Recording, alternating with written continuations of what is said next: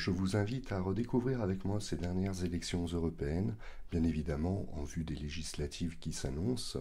Beaucoup se sentent déstabilisés et pour retrouver leurs repères dans cette actualité politique, il existe des sondages. En définitive, lorsqu'on n'a pas les moyens de les vérifier, cela relève de l'acte de foi que de les croire ou de ne pas les croire, compte tenu de la faiblesse de l'échantillon par rapport à la totalité du corps électoral. Alors, il ne faut pas non plus jeter le bébé avec l'eau du bain et les enquêtes d'opinion, notamment, présentent cet avantage de demander aux Français ce qu'ils pensent, ce qui est quand même le point de départ pour en savoir un petit peu plus, même si bien souvent cela se présente sous la forme de tiercé et j'en passe. On peut également distinguer les sondages selon qu'ils se tournent vers le passé, ici les européennes, que nous pouvons peut-être connaître avec d'autres sources, et les sondages, dans certains cas, se tournent vers l'avenir, présentement les législatives, mais si nous connaissons mieux le passé, peut-être saurons-nous mieux à quoi nous en tenir. En définitive, est-ce qu'il s'agit d'opposer le doigt mouillé, comme le dit Brice Teinturier, c'est-à-dire tout simplement l'estimation pifométrique des évolutions de la société, au petit doigt, c'est-à-dire que les instituts de sondage peut-être se cachent derrière leur petit doigt en disant qu'ils photographient l'opinion publique à l'instant T et que cette opinion publique changerait de manière considérable pour justifier d'éventuelles approximations méthodologiques en amont. Parmi toute la documentation qu'il est possible de réunir, nous avons également de nombreux outils, des cartes, des séries statistiques, des analyses en pourcentage d'exprimés, mais comme vous pouvez le constater, mesurer le corps électoral, ou du moins plutôt les électorats en pourcentage d'exprimés, cela revient à les mesurer avec des élastiques. Quand les non-exprimés sont faibles, le coefficient multiplicateur appliqué à chaque valeur est également très faible. En revanche, l'accélération de cette augmentation est frappante, c'est bien une courbe exponentielle. Lorsque les non-exprimés se renforcent, nous pouvons très vite atteindre des valeurs aberrantes. Or, justement, la progression d'un mouvement constitue un cas d'école. Ce mouvement, c'est le mouvement lepéniste dans les années 90. Pourquoi ? Parce que toute la littérature scientifique sur la question, de même que les émissions médiatiques, expliquent en substance que la progression du lepénisme était irrésistible dans les années 90, alors que dans les urnes, d'un point de vue strictement concret, le nombre d'électeurs s'étant déplacé pour Jean-Marie Le Pen n'a presque pas bougé en 14 ans. C'était dérisoire. Mais une fois que l'on convertit ces scores réels en pourcentage d'exprimés, eh bien là, oui, on donne l'impression d'une croissance irrésistible, pour la bonne et simple raison qu'à l'époque, les abstentions venaient principalement des partis de gouvernement, PS, RPR, UDF, et par le jeu finalement de cette redistribution qui survient avec l'usage des pourcentages d'exprimés, on a donné l'illusion d'une croissance donc comme inéluctable. Or, si j'aborde ce problème, c'est que vous avez bien compris qu'actuellement les médias nous rejouent le même scénario avec Jordan Bardella. Jordan Bardella en 2024 a concrètement perdu des voix par rapport à Marine Le Pen en 2022, mais comme dans le même temps les abstentions ont explosé, cela donne un score totalement déconnecté du corps électoral réel de Jordan Bardella. À titre indicatif, ce type de carte me sert à déterminer, justement dans les séries statistiques ou dans les cartes de résultats, quels sont les territoires où les pourcentages exprimés posent le plus de problèmes.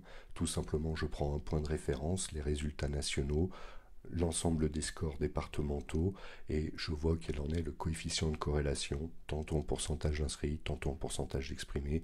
Plus l'écart entre les deux coefficients est grand, plus la déformation induite par les exprimés a de chances, enfin les pourcentages exprimés, a de chances d'être considérable.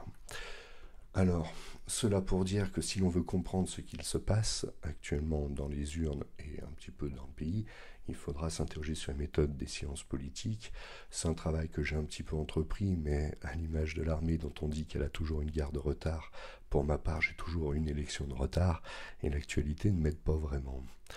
Donc, ce travail, comme je le disais, est entrepris, mais nous verrons plus tard pour ce qui est de l'achever. L'un des points de départ, quand même, c'est d'établir des protocoles. Pourquoi ? Parce que n'importe quelle science sciences empiriques, sciences expérimentales, utilisent des protocoles pour les outils d'observation. Le biologiste pour le microscope, l'astronome pour le télescope. Eh bien, en sciences politiques, notre outil d'observation, ce sont les données électorales, et les manipulations qui en sont faites sont souvent, on va dire, fantaisistes. Donc ça, c'était un protocole que j'utilisais en vue de projection d'entre-deux tours en 2022. Ça vaut ce que ça vaut. Dans le contexte actuel, forcément, vu le manque de temps, je risque de devoir beaucoup adapter ça, mais tant pis, je ferai au mieux. Le point de départ, évidemment, c'est d'essayer d'établir un diagnostic en comptant bêtement les électeurs où ils se trouvent pour chaque mouvance politique. La question étant de déterminer si finalement cette dissolution est une sorte de fièvre du dimanche soir, ou alors un calcul en dernière instance assez rationnel. Quand nous prenons les résultats donc de 2022 et de 2024, bien évidemment, ce qui frappe, c'est que les exprimés ont baissé de plus de 10 millions de voix donc en 2 ans. Mais bien évidemment, les scrutins européens sont en général moins mobilisateurs. C'est surtout la distribution de ces baisses entre les différents électorats qui doit retenir notre attention.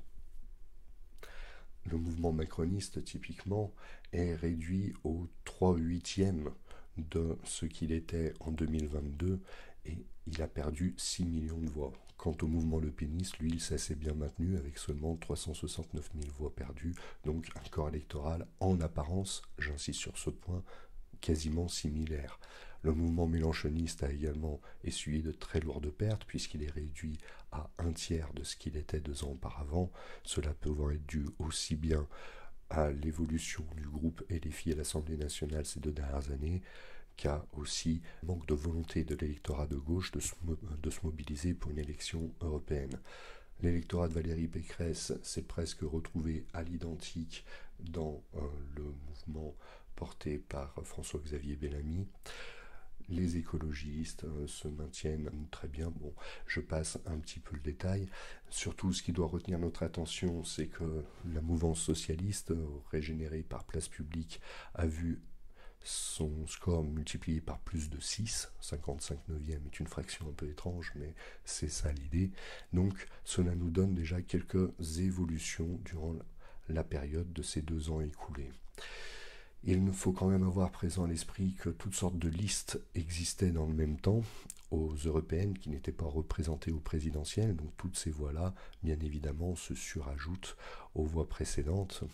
Certaines de ces listes sont assez faciles à classer de l'extrême gauche à l'extrême droite, puisqu'elles sont enregistrées comme telles. D'autres listes, en revanche, apparaissent comme diverses, mais l'on peut tout de même supposer, par exemple, que des listes type Free Palestine ou Parti Pirate soient relativement proches de l'extrême gauche, tandis que le Parti animaliste est probablement proche des écologistes. L'écologie au centre est une liste que j'ai plutôt affiliée aux divers centres. Bref, donc quelques-unes de ces listes peuvent assez facilement être affiliées à des mouvances politiques bien identifiées, même si je conçois que les principaux concernés puissent s'en défendre. Il reste finalement à peu près 52 000 électeurs qui ont voté pour des listes plus difficiles à affilier. Bon, compte tenu des presque 50 millions d'inscrits, cela ne devrait pas avoir une incidence trop considérable pour la suite. Donc, le diagnostic qu'il était possible de faire dès dimanche soir de manière incontestable est le suivant.